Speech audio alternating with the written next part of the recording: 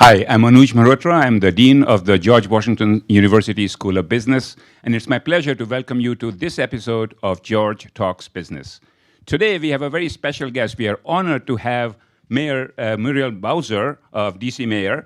She does not need any introduction, so I'm going to get right to the point Well, here. thank you, Dean. Welcome. Thank you. It's my pleasure, always my pleasure to be on campus and hear from you and all your great students. Great. So let me start by saying, first of all, congratulations. I believe you are the first female mayor to be reelected in DC.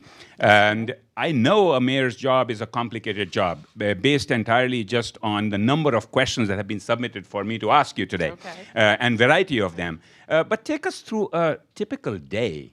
What if there is such a thing as a typical day in a mayor's life?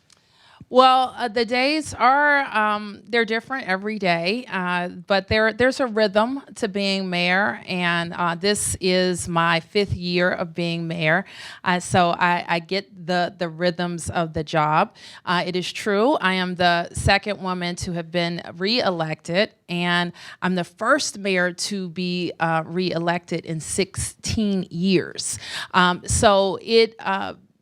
Being a local government official puts you in front of your constituents each and every day in your day-to-day life. And being able to understand their vision for how our city will go into the next generation is critical to winning their trust and keeping their trust. And so we work very hard at that every single day.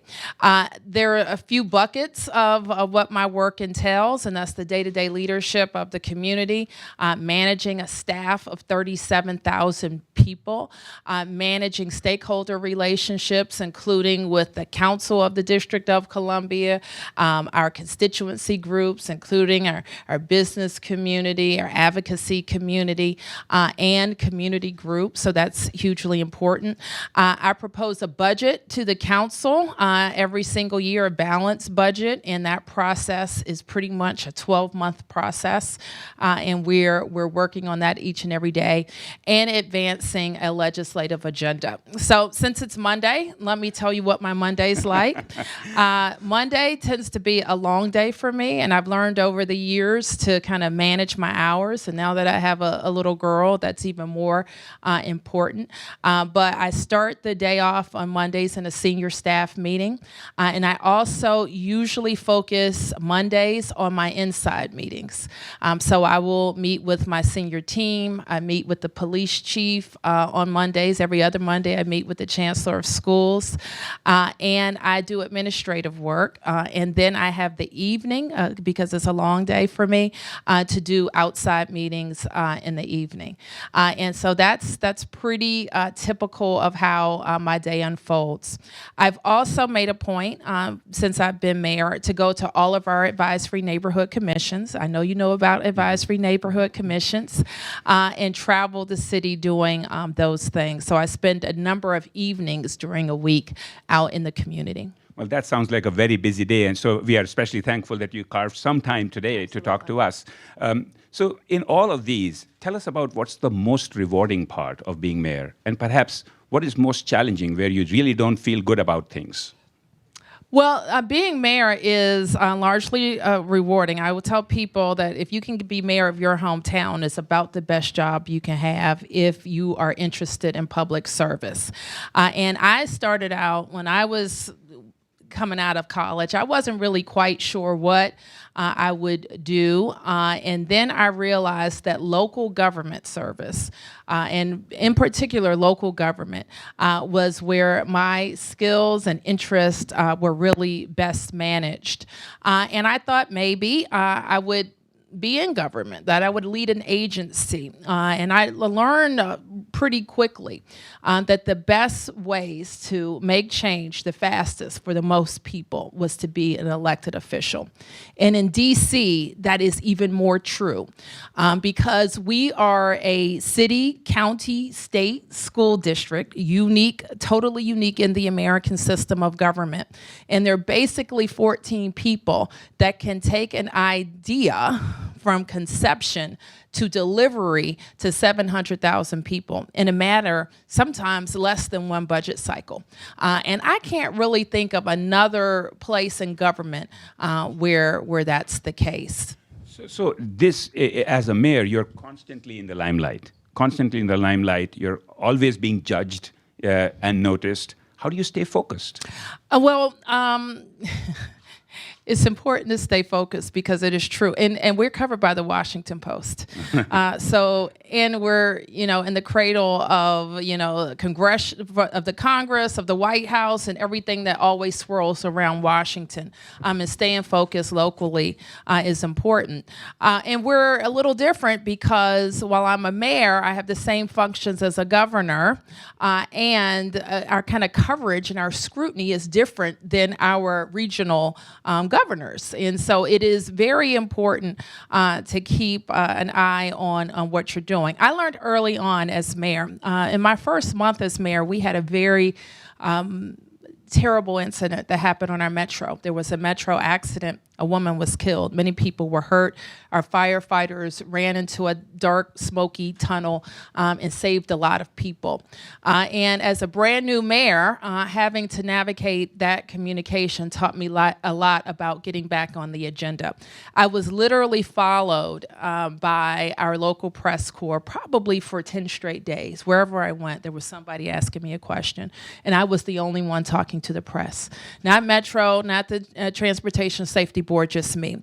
And I realized then that our whole early days, first 100 days, could be consumed by this one event.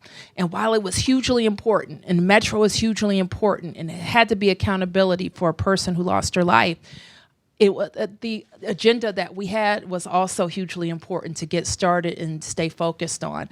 So I realized that you have to have a mechanism when you're leading a major city to deal with emergencies, because emergencies will happen, but have a team around you that can quickly shift back to your agenda.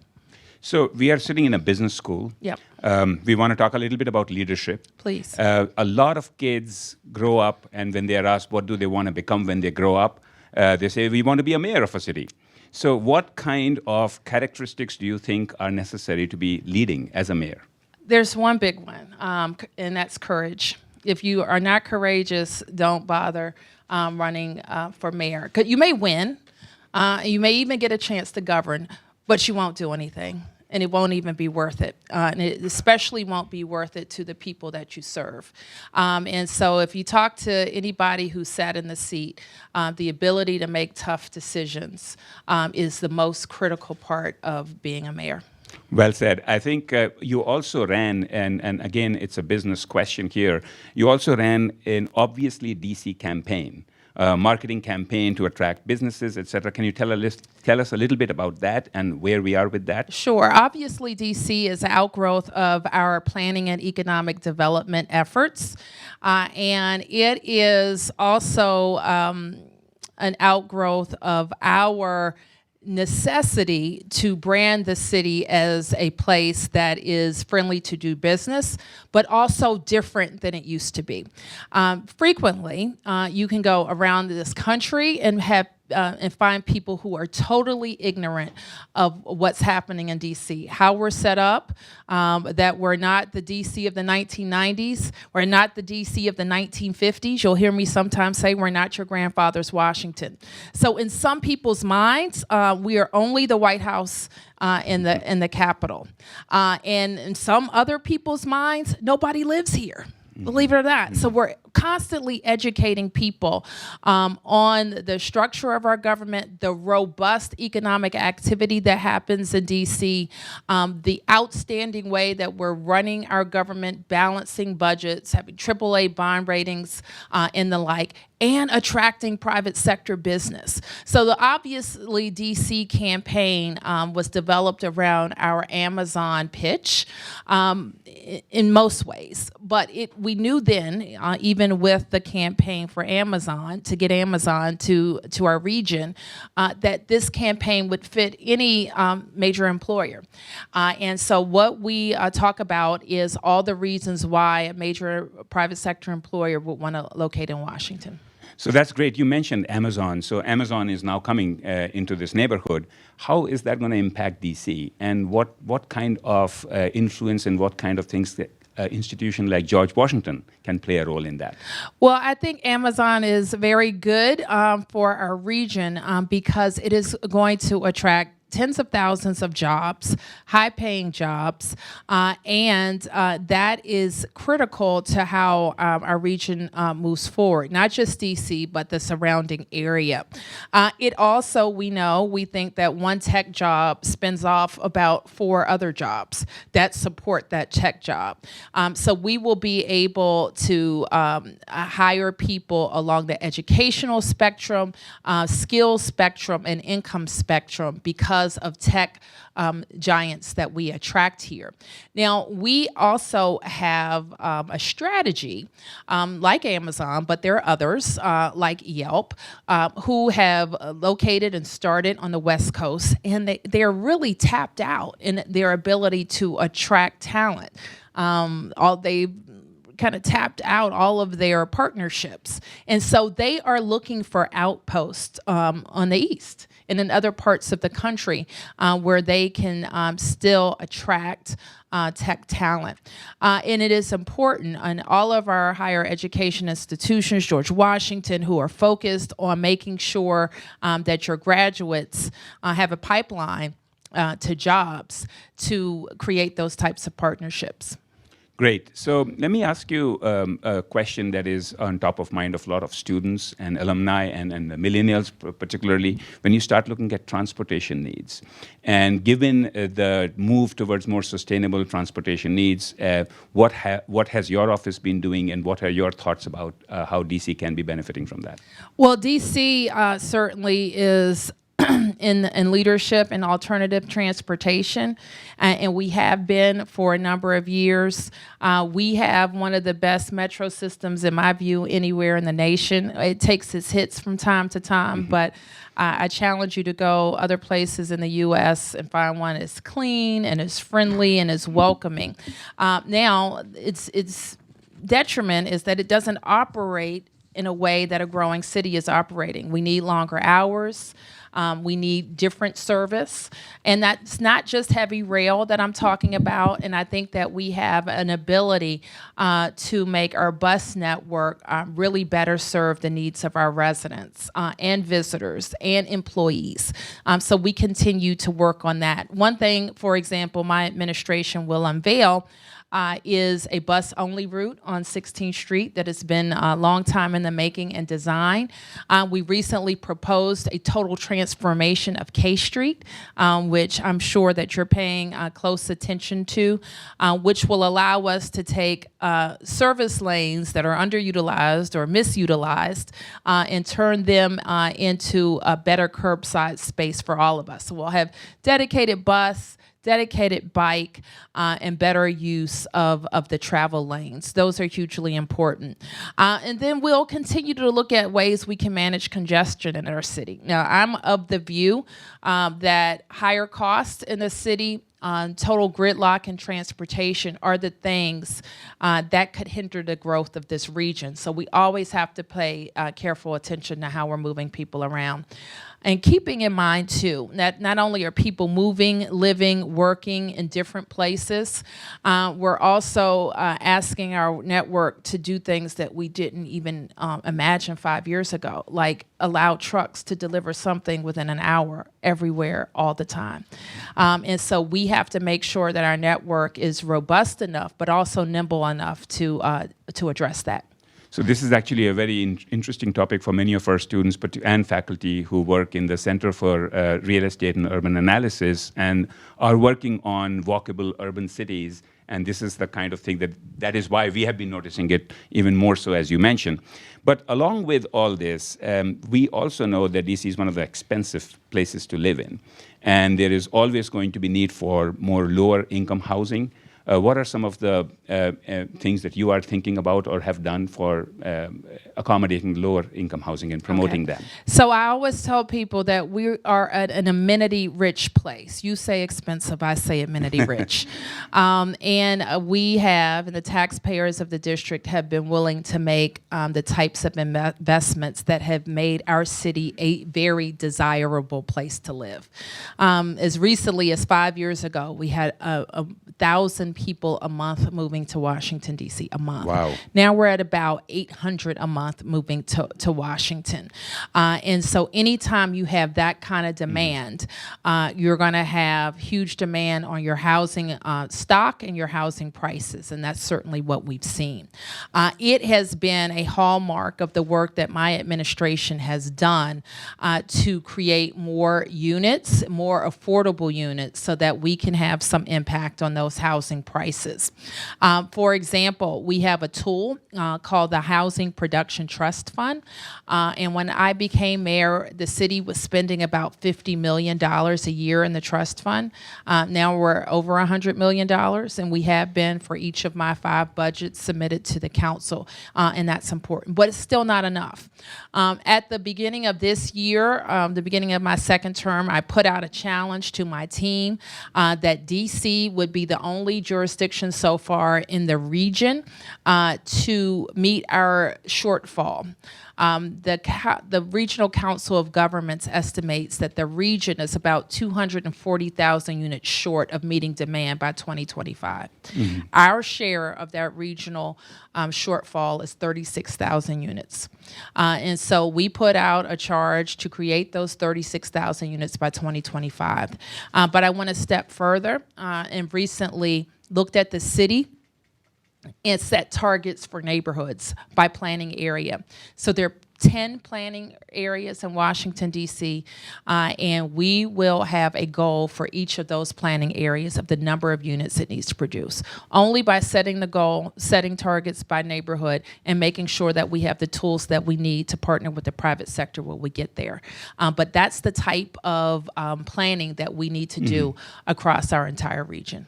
So that's great. I think in 2018, you actually nominated 25 census tracts in D.C. to be federally recognized opportunity zones. I did. And that was so that they were qualified for investments in new businesses. So where are we after a year? Has that worked out? Has that been useful? Well, it's one tool. And certainly we looked across the area at projects that we thought were fledgling and that would benefit from a private sector boost. And we put those in place. And I think that they are actually attracting investment in the way that we thought they would. Mm-hmm. But it's one tool. And sometimes, especially in housing and development, we think we have a silver bullet. But in fact, it takes layers and layers of financing and partnership to get affordable projects done. So connection with that, I had a submitted question that I'm going to read out Sure. to you.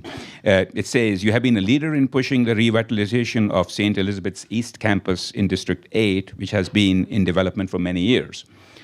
On November 14th, you announced a new state-of-the-art health center for the campus. What are the anticipated economic and social impacts of this center for the district and the region as a whole? Well, it's critical. It sounds like the questioner is referring to my announcement that Whitman Walker would be going to St. Elizabeth's East. And Whitman Walker is our first major tenant outside of ourselves. We talk a lot about our ability to kind of unstick some projects that had been promised but not delivered in the years prior to our term. And St. Elizabeth's is one. And when I became mayor and really got into what was happening there, it was very clear that while we had a lot of discussions with major anchor institutions, we hadn't really hooked one. And so we went in first with our St. Elizabeth's entertainment and sports arena. It's about a 4,000-seat arena that is home to the Washington Mystics. And they won the championship. Of course they do it. And I think under your mayorship, yeah. the Nats have won, the Mystics have won, the Caps have won. What's happening to the Redskins? What are you Well, doing about them? well, that's a whole another discussion. All right. All right. We leave that one at that. I know I'm going to open up for some questions because there are a lot of people in the audience in a couple of more minutes. But, at the school here and the university here, we have lots of programs and initiatives focused on entrepreneurship. And I know you are focused on bringing businesses into the city. What are some of the challenges these businesses face to enter the city? Most businesses that we're finding are very focused on being able to attract talent. And they are attracted to DC because of the number of young people that are flocking to DC. We have great institutions like George Washington, and people choose your institutions in our city because while they want good jobs, they also want good jobs that allow them to give back and are mission focused. So this is a hotbed for talent. And when they come here, they have connections to the East Coast. They have great travel. They have great nightlife, arts, culture. So this is we're going to be a city that continues to attract people. And what we're hearing a lot from our startup community and business community is that they have to be able to attract talent. That's the chief thing. Our challenge is our ability to be able to compete with other regions who are going after those same people. And so affordability is a very, very critical to how we will continue to grow. And that's why we've been so focused on what we are doing with housing. Families and people looking for their next job spots are also very concerned about schools. Mm-hmm. And the news in DC around schools is just incredible, and it keeps getting better. So we made a big bet on public schools just over 10 years ago, where Mayor Fenty at the time was able to get control of the schools. So the mayor and the council are the accountability lines for public schools. And that 11 years, along with a lot of investments in buildings and pre-K and in DC public school teachers, continues to make DC the fastest improving school district and state in the country. Great. So if you do have questions, I would like you to raise your hand so that a mic could be presented to you while I ask this question. Please raise your hands. Let me ask you another question while we are going through going around the room with the mics. Artificial intelligence, 5G, lot of technological changes. How are they going to impact the government? How are they going to be impacting, in particular, all the operations that you oversee, and what challenges can we expect? Well, that's a good question. We have a fantastic group in DC government at the Office of the Chief Technology Officer that helps me stay abreast of all the latest changes. A lot that we are concerned about are privacy and security when it comes to technological change. The government owns a lot of personal information. We have the ability to collect even more so that people are concerned about the privacy of their information. So we stay focused on that as well. Security, also the cybersecurity threat on municipalities is huge. It's a business problem, as I'm sure you probably have some young people and some students here investigating how we are best prepared to protect our operations. I'm sure you're aware of a number of municipalities who are a lot of their operations were held hostage, and staying focused on how we deal with that as well. But then on the very positive side is, how do we use technology to change human service delivery? I think you will find a lot of technologists focused on things like transportation. And I've challenged all of them to help us think about how we're dealing with some of the huge human services challenges of our day. You may be surprised to know that when people who qualify for benefits, like food stamps or other income enhancing benefits, our way of dealing with them is we ask them to come out to a service center, stand in line, and then once they're in line outside, they stand in another line inside, and then maybe they get the benefits they're entitled to. There are better ways to do that, and we have to make sure that we're identifying them. Similarly, we make huge investments in healthcare. We are the second most insured jurisdiction in the nation, second only to Massachusetts. Got a little bit of a head start on us.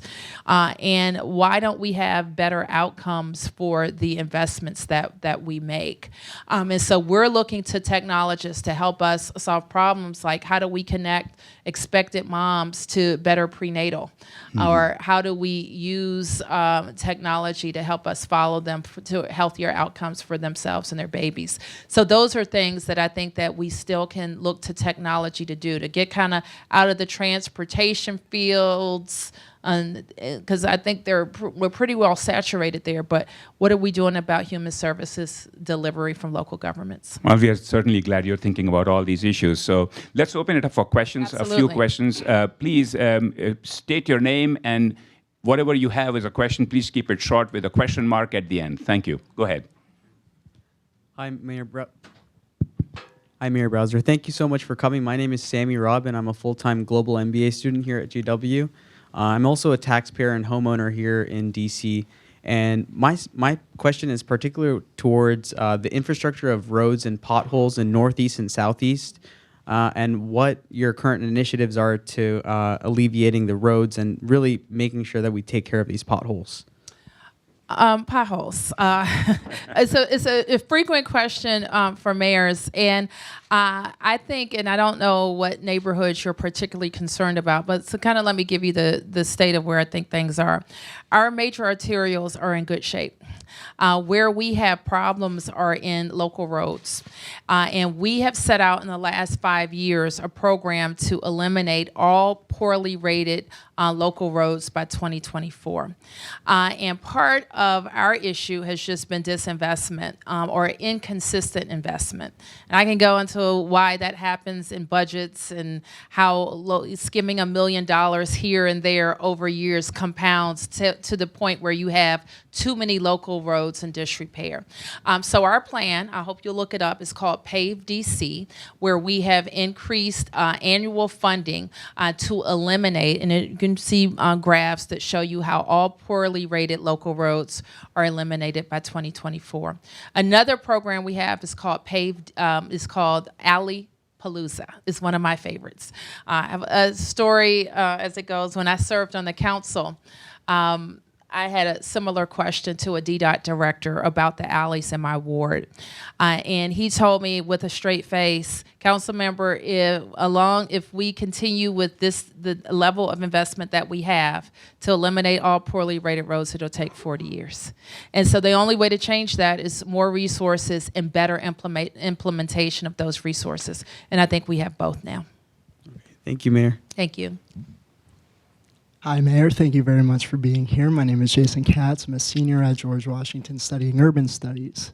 And I thank you very much for pointing out the regional effects of the placement of Amazon's HQ2 in the rebranded zone of National Landing. Now, speaking at a regional level, there are developer-led initiatives to promote diverse housing stock in the district. And I was wondering if you could speak to public-private partnerships related to initiatives like JBG Smith's Washington Housing Initiative, which was just highlighted in Washingtonian a couple months ago. Thank you. Well, I think JBG Smith has come up with one proposal, and I think, to be quite frank, it is best in Virginia that discussion is had, because we have tools. And so we'll add JBG's tool to our mix. But remember, I said we're 36,000 out of 240,000. So the question becomes, what's happening in Virginia? Is Virginia putting up $100 million like DC taxpayers are putting up to make sure affordable projects happen? Has Virginia outlined by jurisdiction the targets to get there? So I think that the JBG proposal is certainly one that we're eager to add to our toolbox. Thank you very much. You bet. Thank you. Let's take one more question. I know the mayor has to run after this, so. Hi, I'm Mary McDaniel. I'm a graduate of George Washington University, and my question goes to the sort of the tug of war you have with the federal issue, being the federal city. I know I've read that your emergency funds have been largely depleted because of additional security costs. Is that the responsibility of Congress to allocate funds to make that up to DC? Ultimately, yes. So each year we ask the White House for allocation related to special security costs. They include the inauguration, and those costs go up. And since President Obama's first and second, and the Trump inauguration, all have had higher costs. So it's very important that we deplete that. That we replace that. But we also have costs, special events that. For example, to support the services for former President Bush. Those are costs that aren't exactly anticipated from year to year. When we have visiting delegations that the Secret Service supports, we also add support to that. If we have more than active First Amendment activity, we support that. We support all of those things too.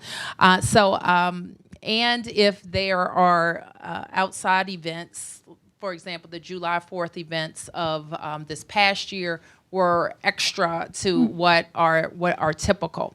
So all of those things have to be replaced. So I think where we are now is that the members of the delegation, the DMV delegation, are advancing in their various committees the replacement of those funds. But it brings us to another point, and that's why we have to rely on Maryland and Virginia to replace funds that affect DC first, but also affect the whole region. It's because we don't have voting representation in the House, and we don't have senators. And so that becomes very critical to how we continue to do business. What we have in the case that we make for statehood for Washington, D.C., the business case for our region is important because we know we are disadvantaged in a 4 million person region by having 4 senators when we should have 6.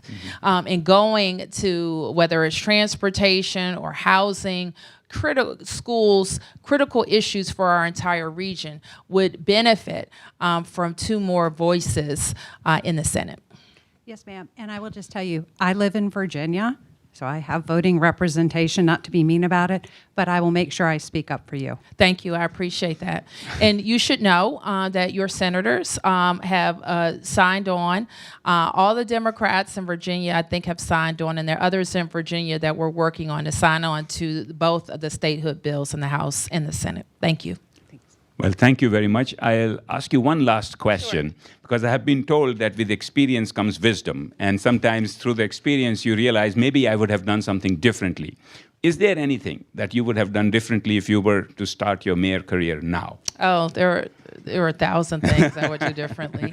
But like you said, you learn from each experience so that you don't repeat mistakes. I'm not a person who lives a lot with regret because all of the decisions that I made for a reason. And sometimes I get more information, or sometimes I learn that it just didn't work out the way I thought it would work out. But definitely know how not to repeat the same mistake. Well, thank you very Thank much, you. Mayor Bowser. Thank you, This Dan. has been incredible. I really appreciate you being here. Thank you. And thank you all for joining us today. This is the last episode for the fall season for George Talks Business. We will restart in spring. We'll be putting out the list of speakers for spring in the coming weeks. Hope you will join us again. Thank you for your support this season. Thank you again. Thank you.